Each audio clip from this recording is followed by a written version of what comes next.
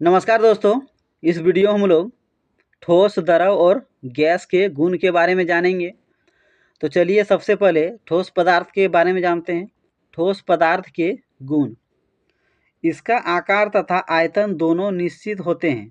तो ठोस पदार्थ का आकार तथा आयतन दोनों ही निश्चित होता है। इसके कणों के बीच रिक्त स्थान नहीं होता है। तो ठोस पदार्थ के कणों के बीच, अणुओं के बीच रिक्त स्थान नहीं होता है। इसके कणों के बीच आकर्षण बल सर्वाधिक होते हैं। तो ठोस पदार्थ के कणों के बीच, अणुओं के बीच आकर्षण बल सबसे अधिक मजबूत होता है। इसके कणों में गतिज ऊर्जा सबसे कम होते हैं। तो ठोस पदार्थ के अणुओं में, कणों में गतिज ऊर्जा सबसे कम होते हैं। यह कठोर होता है। तो जितने भी ठोस पदार्थ हैं वे क्या होते हैं? कठोर होते हैं। चलिए अब आगे द्रव पदार्थ के बारे में जानते हैं।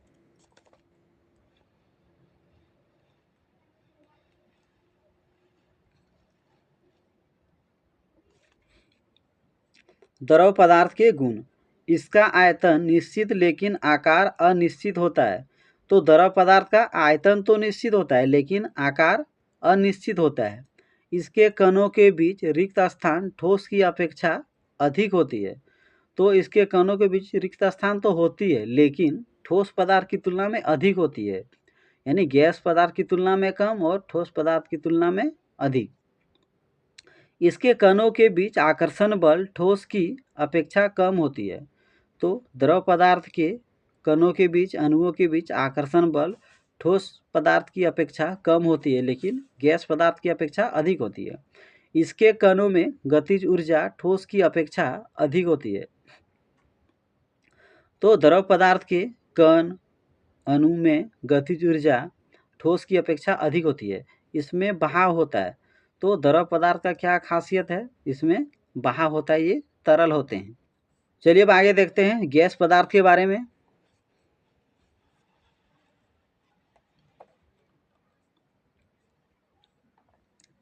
गैस पदार्थ के गुण, इसका आकार तथा आयतन दोनों अनिश्चित होता है। तो गैस का आकार तथा आयतन दोनों ही अनिश्चित होता है। इसके कणों के बीच सबसे अधिक रिक्त स्थान पाए जाते हैं। तो गैस पदार्थ के कणों के बीच, अणुओं के बीच सबसे अधिक रिक्त स्थान पाए जाते हैं। इसके कणों के बीच सबसे कम आकर्षण बल होता है। तो गैस पदार्थ के कणों के बीच, अणुओं के बीच सबसे कम आकर्षण बल होता है। इसके कणों में सर्वाधिक गतिज ऊर्जा होती है। तो गैस पदार्थ के कणों में, अणुओं में सबसे अधिक गतिज ऊर्जा होती है। गैस पदार्थ के बारे में ही जानते हैं कि इससे रिलेटेड कैसे कैसे क्वेश्चन आ सकते हैं। तो पहला क्वेश्चन आ सकता है कि गैस पदार्थ के गुण लिखें। तो आप इस तरह से लिख सकते हैं। यह क्वेश्चन आता है गैस पदार्थ किसे कहते हैं? तो जिस पदार्थ का आकार तथा आयतन दोनों अनिश्चित होता है उसे गैस पदार्थ कहते हैं। यह क्वेश्चन आता है किस पदार्थ का आकार तथा आयतन दोनों अनिश्चित होता है? तो वो है गैस। यह क्वेश्चन आता है ठोस, द्रव, गैस तीनों में सबसे अधिक रिक्त स्थान किसमें पाए जाते हैं? तो वो है गैस। ठोस पदार्थ, गैस तीनों में सबसे कम आकर्षण बल किसमें पाया जाता है? तो वो है गैस। यह क्वेश्चन आता है ठोस पदार्थ, गैस तीनों पदार्थ में किसके अणुओं में सबसे अधिक गतिज ऊर्जा होती है? तो वो है गैस।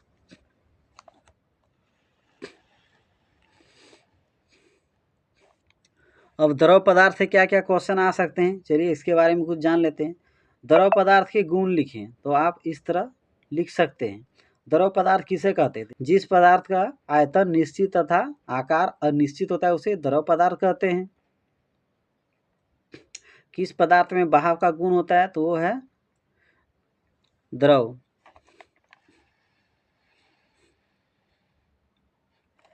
तो ठोस पदार्थ के बारे में देखते हैं। ठोस पदार्थ से संबंधित क्या क्या क्वेश्चन आ सकते हैं। ठोस पदार्थ किसे कहते हैं? तो जिस पदार्थ का आकार तथा आयतन दोनों निश्चित होता है उसे ठोस पदार्थ कहते हैं। ठोस पदार्थ के गुण लिखे। तो आप इस तरह लिख सकते हैं। किस पदार्थ में सबसे अधिक आकर्षण बल होता है? तो वो है ठोस पदार्थ। किस पदार्थ में रिक्त स्थान नहीं पाए जाते हैं? तो वो है ठोस पदार्थ। तो इसे अच्छा से पढ़ लीजिए। मुझे उम्मीद है कि आपको ज़रूर याद हो जाएगा, ज़रूर आपको समझ में आएगा। और अगर मेरा वीडियो आपको अच्छा लगता हो तो मेरे यूट्यूब चैनल को ज़रूर सब्सक्राइब कर लीजिए। मेरे यूट्यूब चैनल पर ज़रूर विजिट कीजिए। मैं इसी टाइप से बहुत सारे क्वेश्चन बना के रखा हूँ, उसे भी देखिए। वो आपके लिए ज़रूर फ़ायदेमंद होंगे।